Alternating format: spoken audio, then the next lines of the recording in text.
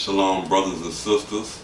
This is Watchman Corner I from the Children of Light Church, or Vessels of Light. And I want to bring this to your attention today. I hear a lot of people talking about the 144,000. Who are the 144,000? And you have a lot of churches, Christian church in particular, saying that the 144,000 is anyone. And this is a lie that goes along with the lie of spiritual Israelites. There is no such thing as a spiritual Israelite. Either you was born an Israelite or you wasn't born an Israelite. That's the way it goes. There is no such thing as a spiritual Israelite. And so, who are the 144,000? I mean, they seem to be honored people, as we can see through the scriptures. And who are these people? What are their roles? What did they do to obtain to be the 144,000 who everyone wants to be in that number? Everyone wants to be numbered amongst the 144,000 saints. But let's take a look and see what the scriptures say about the 144,000, who they are, how did they obtain their position, what are their positions, and what would be their reward. So, we're going to start at Revelation chapter 7, verse 3. Revelation chapter 7, verse 3. And it states, saying, hurt not the earth, neither the sea, nor the trees, till we have sealed the servants of Elohim in their forehead. Now, Elohim is the Hebrew word for God, and I would prefer to use Elohim, which is the pure tongue, instead of saying God. So when I say Elohim, it means God, what someone would say in the English tongue. So I'm going to read that again, saying, hurt not the earth, neither the sea, nor the trees, till we have sealed the servants of Elohim in their forehead. And I heard the number of them which were sealed, and there were sealed 144,000 of all the tribes of the children of Israel. Now, if you go down into it, which I'm not going to go all the way through, you have every tribe being named.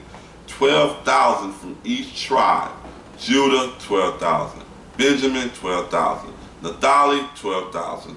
Levi, 12,000. Reuben, Simeon, Gad, on and on and on. All the 12 tribes, there was 12,000 sealed from each tribe. Now, that blows out the window of spiritual Israelites, because these are physical people that are being sealed. So first and foremost, we know they are Israelites, and it's 12,000 from each tribe.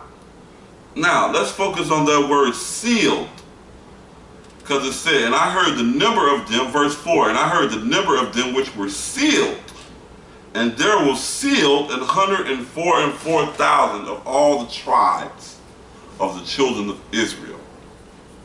Now, this word seal, it means to stamp with a signet or private mark. Seal. Like that. To seal. So, I'm going to give you a precept to give you a little more idea what the seal means. 2 Timothy 2 and 19. 2 Timothy 2 and verse 19. Get a little clear, more understanding of what this seal, what does this seal mean? As I said to you, it means stamp or signet, right? 2 Timothy chapter 2, verse 19. It says, nevertheless, the foundation of Elohim standeth sure, having this seal. Now, having this seal, the foundation of Ahiah is sure, having this seal. The Most High knoweth them that are his, and let everyone that nameth the name of Yeshua depart from iniquity. Oh, so we see a characteristics that come with this particular seal. The Most High know those who are his. Every person that nameth the name of Yeshua, Yahweh, let them depart from iniquity. That's a characteristic. So when you look up this word name in the New Testament and in the Old Testament, it also is literally a name, or figuratively and characteristic. So we're going to use the characteristic. Let everyone that nameth the name, that everyone that has been sealed with the characteristics of Yeshua, depart from iniquity. And we're going to see even further about this seal that's sealed with the characteristic of a name. Let's go deeper. And we're going to get understanding Revelations chapter 14, verse 1. Revelations chapter 14, verse 1. And it says, Revelations 14 and 1. And look, and lo, a lamb stood on Mount Zion, and with him 144,000, having his father's name written in their forehead. Is this talking about a literal name? Yes, it's talking about a literal name, because those who call on the pure name of Ahia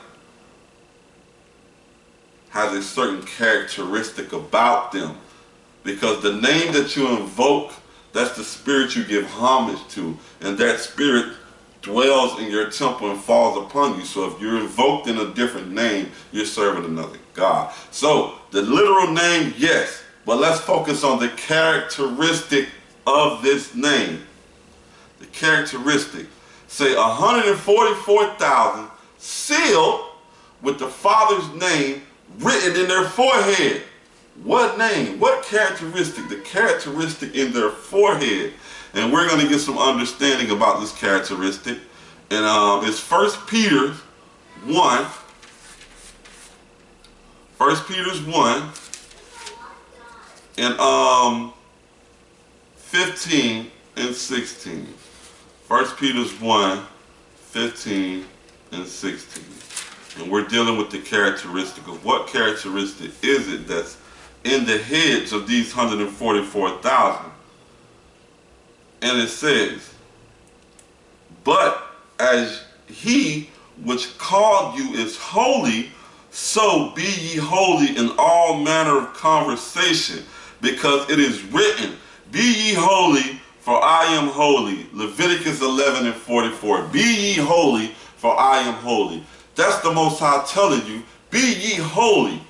Be ye set apart with the Ruach, the set apart spirit. Be ye holy, be ye sanctified, for I am sanctified. Be ye holy, for I am holy. Now let's go back to 15. It says, but as he which hath called you is holy, so ye be holy in all manner of conversation. Now later on, we're going to see that the 144,000 have no guile in their mouth. There's no cussing in their mouth. Their speech is holy. Their conversation is holy. Their conduct is holy. These 144,000 are blameless before the throne of the Most High. Now, let's keep going. We see the characteristic is a holy characteristic. As we can see in 2 Timothy 2 and 19, it says, let those who name the name of Yeshua depart from iniquity. Be ye holy, for I am holy. Right? Holy in conversation, holy in conduct, holy in spirit, holy in mind, because the Father is looking for those who worship him in spirit and in truth.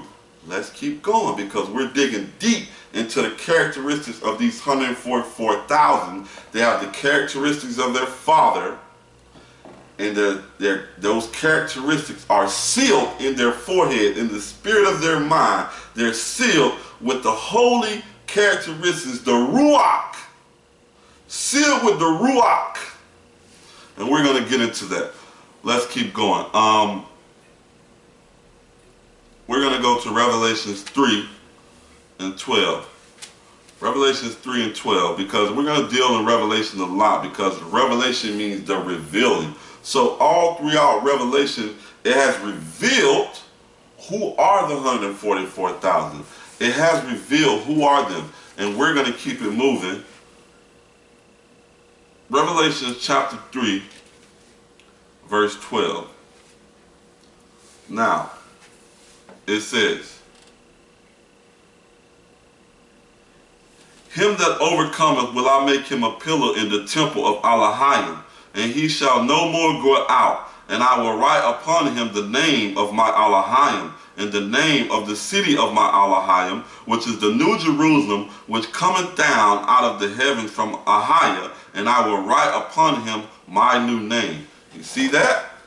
So you have Yeshaya saying he will write upon these certain people his father's name, him who overcometh. Now, look at that key word, him who overcometh. So he will write the characteristic of his father on them, and he will write his new characteristic that the Father gave him on these certain people, him who overcometh. Now we're going to deal with that word overcome, because he that overcomes, because the 144,000, they are overcomers. And how do they overcome? Let's look at how they overcome. Revelation chapter 12, verse 11.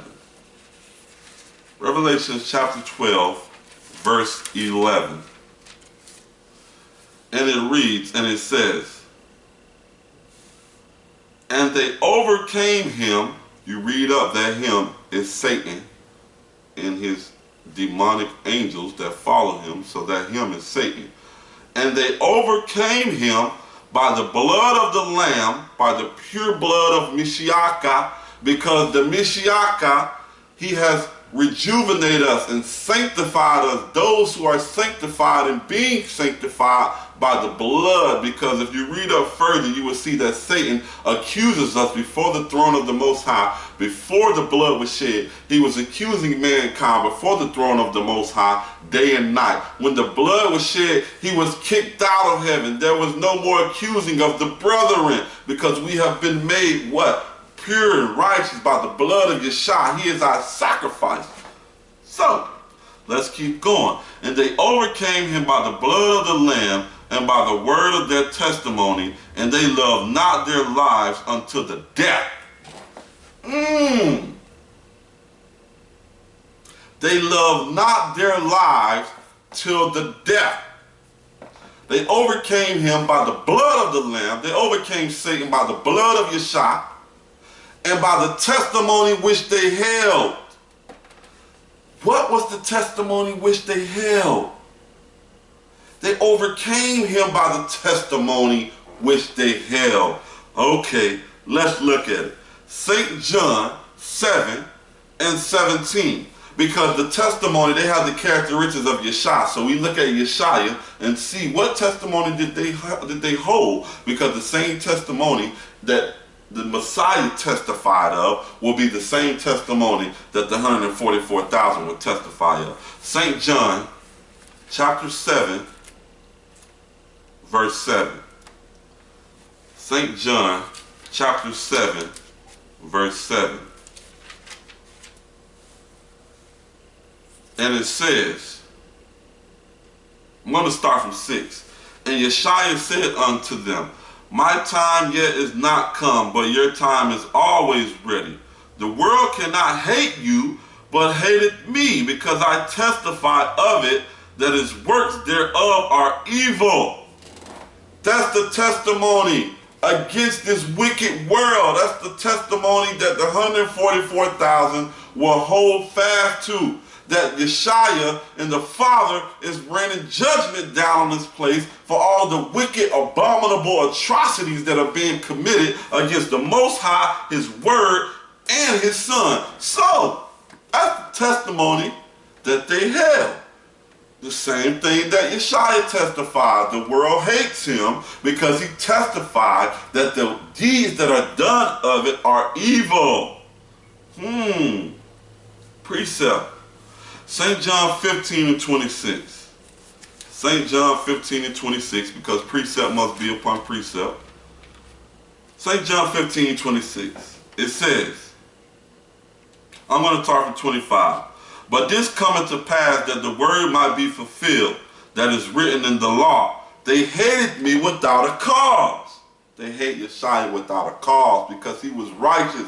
Everything he did was to help mankind. They hated him without a cause. Let's keep going. But when the Comforter is come, whom I will send from the Father, even the Spirit of truth which proceeded from the Father, she will testify of me, and ye also shall bear witnesses. Ye also shall bear witnesses, because ye have been with me from the beginning. Oh, he's talking to the disciples.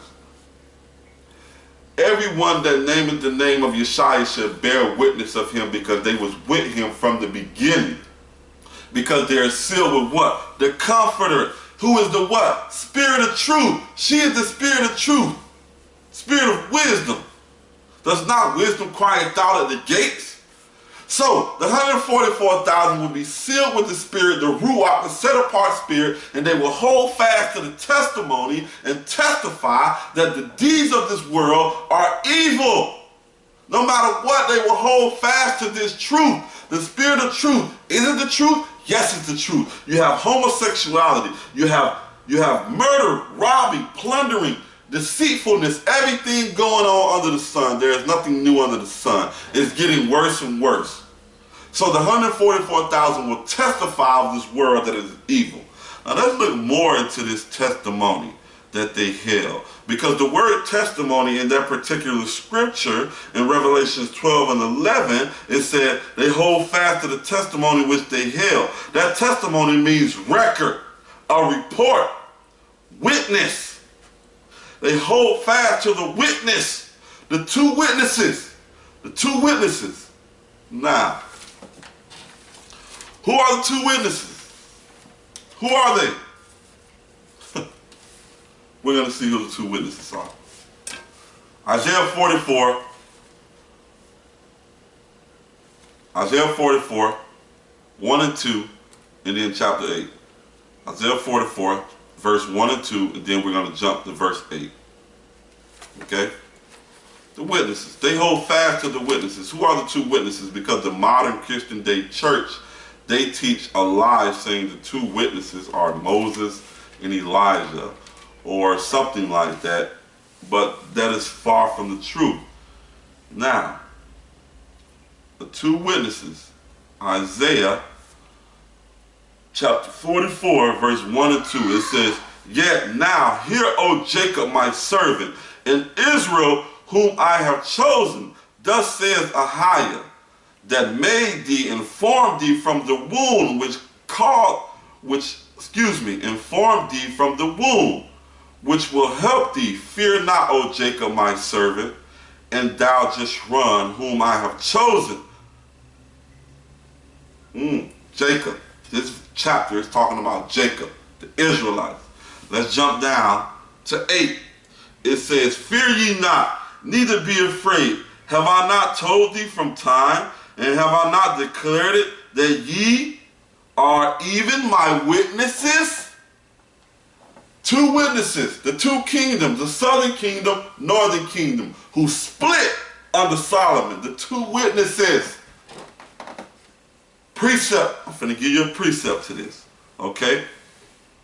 Isaiah 43. We're going to go to Isaiah 43. We're going to read verse 1 and then 10 and 12. Isaiah 43 verse 1. But now, thus saith the Most High that created thee, O Jacob, and he that formed thee, O Israel, fear not, for I have redeemed thee. I have called thee by name. Thou art mine. Fear not, Israel. Talking to Israel again, the Israelites. Right?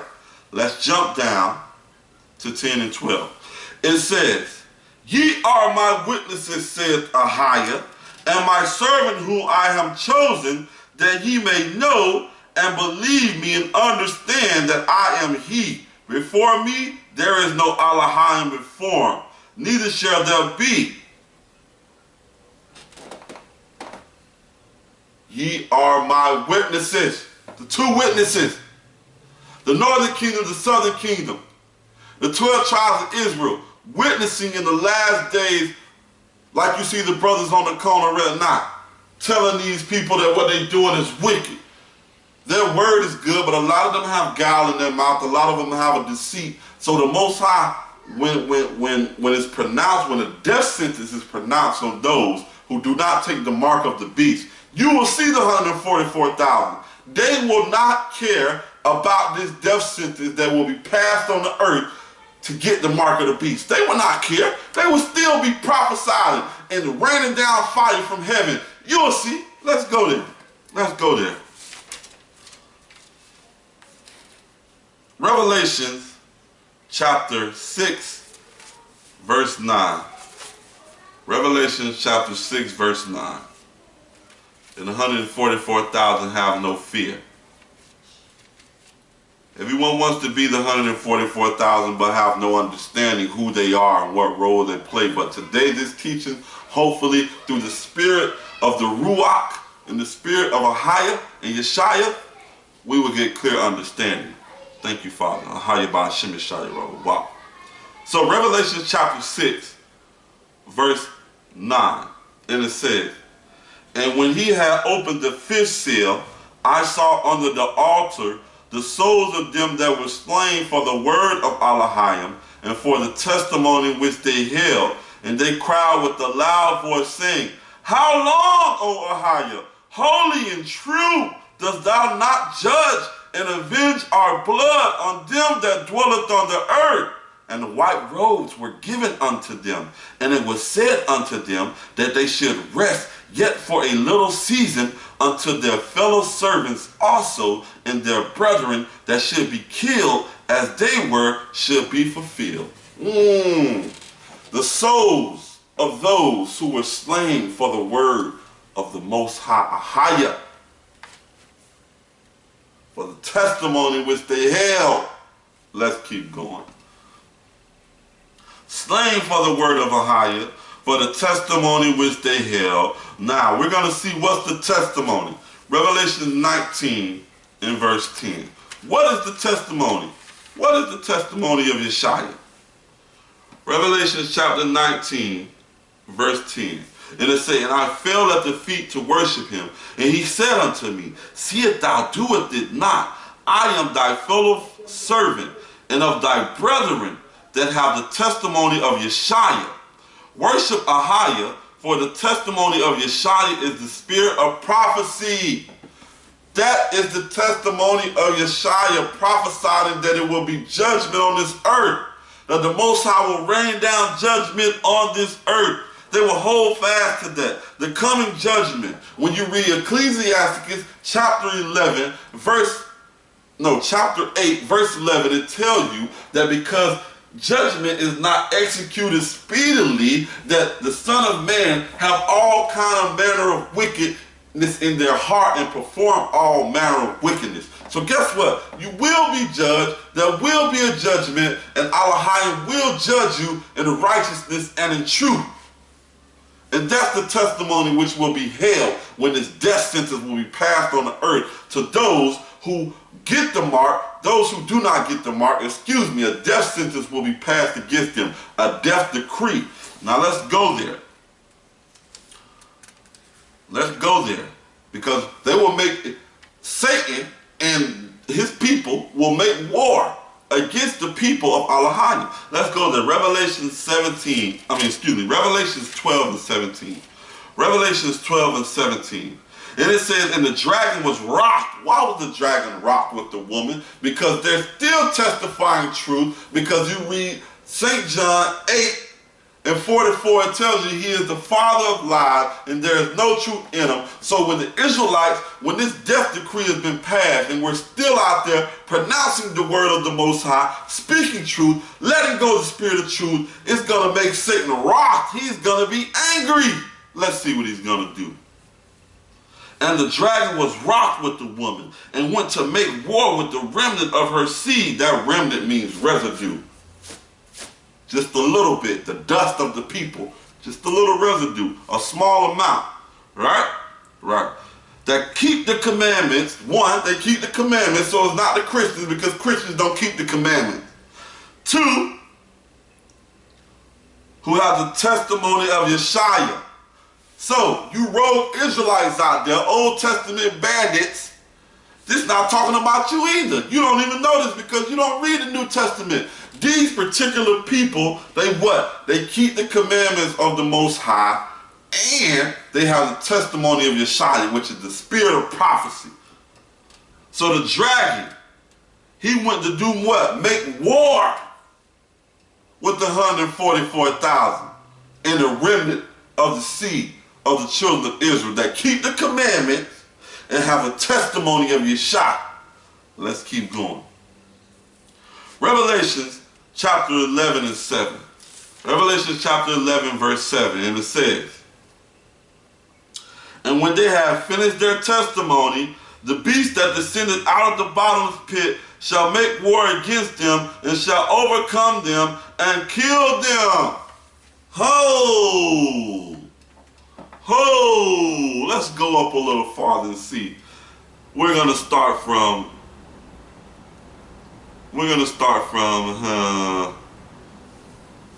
let's start from verse 1. And there was given unto me a rod like a reed like a rod. The angel stood saying, rise and measure the temple of the Most High and the altar and them that worship therein. But the courts which are without, leave it out, because it is given unto the Gentiles.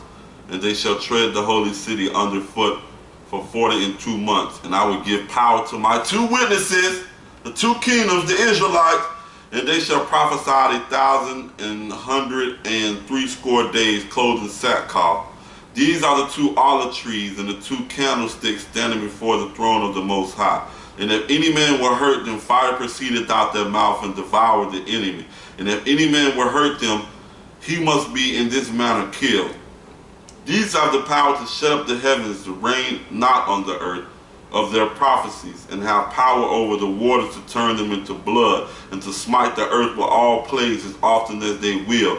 And when they shall have finished their testimony, the beast that ascended out of the bottomless pit shall make war against them, and overcome them, and kill them. And their dead bodies shall lie in the street of the great city, which is spiritually called Sodom and Egypt.